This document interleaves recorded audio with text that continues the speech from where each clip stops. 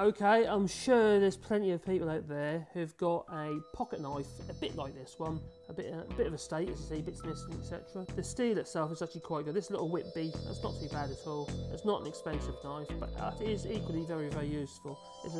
I can close it with one hand, it's quite useful like so. Over a period of time, you have to sharpen. This is not horrendous, I've seen a lot worse, but it's not brilliant either. It definitely is, it is in dire need to be resharpened. I'm going to do it on just an ordinary Oilstone. This is a double-sided India stone. They're very good quality, but you can use other ones. Cheap ones will do as well, but you might find them to be a little bit on the soft side.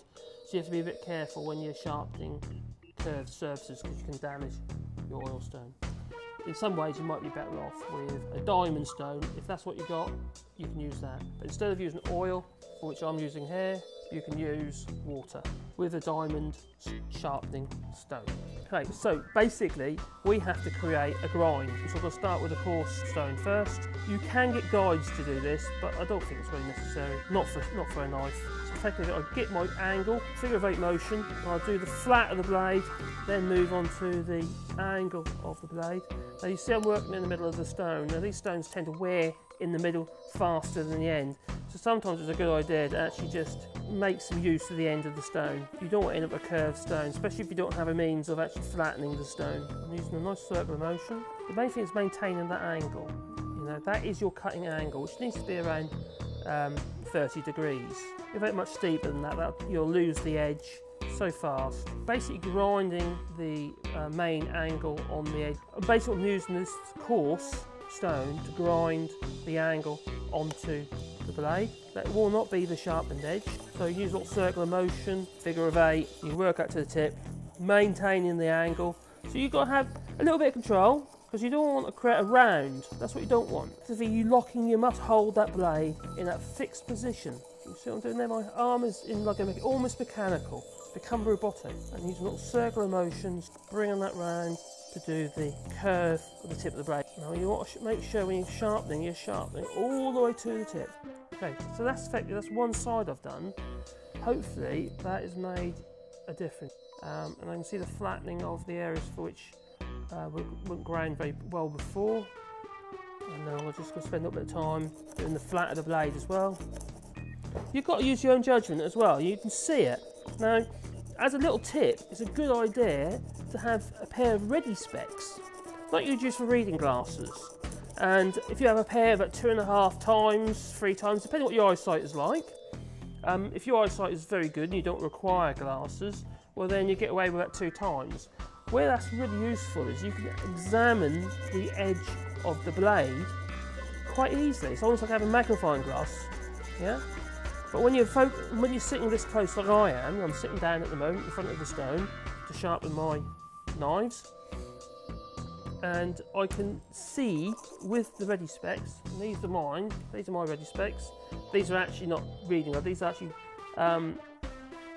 these particular safety specs here are varifocals, and also they're 2.5 times, 2 times magnification, which is what I require.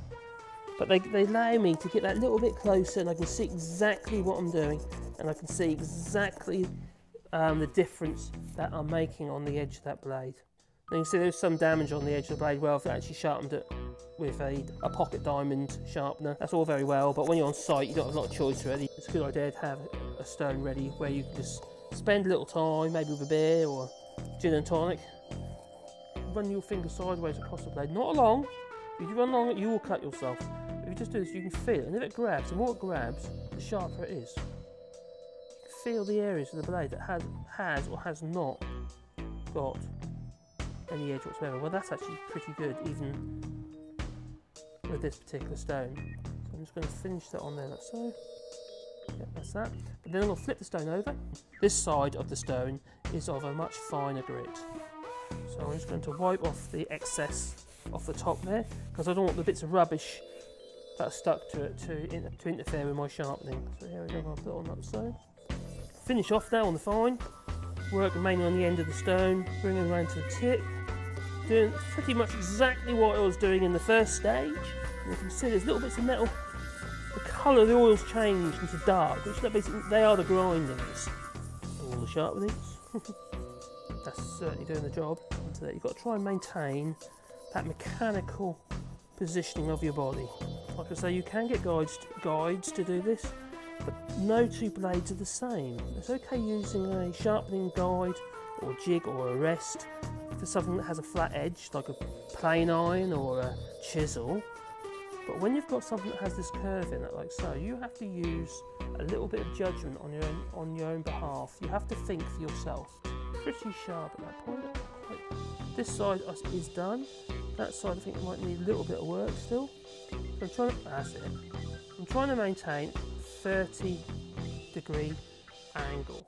You can get a very simple little device like this, and obviously I've marked it 25 and 30 because they're the two angles that I use the most. That is usually my bevel grind, which is 25 degrees, and 30 degrees is my usual practical sharpening angle. And all you do is you literally place this in to see what angle the edge is at. You press one side of the edge on there. Yeah, so it is about around the 30-degree mark. So it's not bad. It still needs a bit of work. So you get a bit of a burr. When you get the burr, you have to do 2 strokes on each side. So you're bending the burr one way, and you're bending the burr, and that'll break off. The burr will literally break off, and that will provide you with a very sharp edge.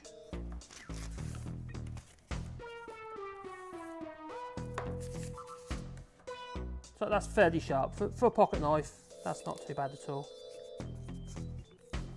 It could be sharper.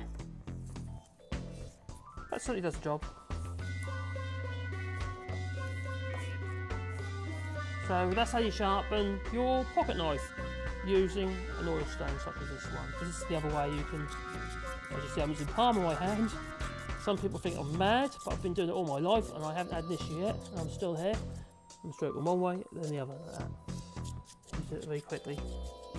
So yeah, that's very sharp. Now look, see? Look at that. It was a bit of a manky knife, obviously hasn't been looked after very well, stick in the bottom of the drawer somewhere. In this case it was in the toolbox, and I might actually make it a new handle, I think, that's it, because it is actually a very useful knife. So I like the fact it's a one-handed arrangement. There you go. If you're most kind, give us a thumbs up, and comment below if you've got any questions or any ideas for new videos, etc. I'd be really appreciative. Thank you for watching, and don't forget to subscribe. If you subscribe, I'll subscribe back. Thank you for watching.